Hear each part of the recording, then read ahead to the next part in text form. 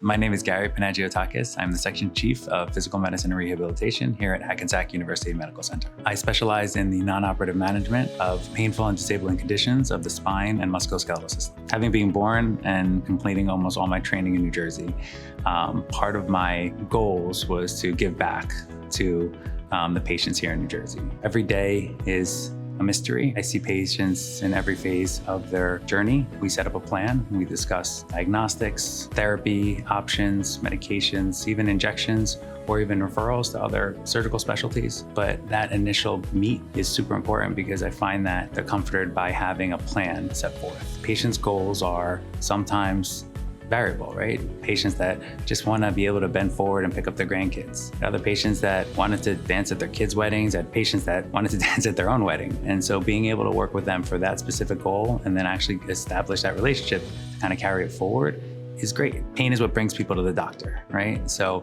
when they come and see me, my goal is not necessarily to just treat the pain, right? It's to figure out what's going on, get the right diagnosis, set up the correct treatment, and then, eventually worry about prevention, make sure it doesn't come back again.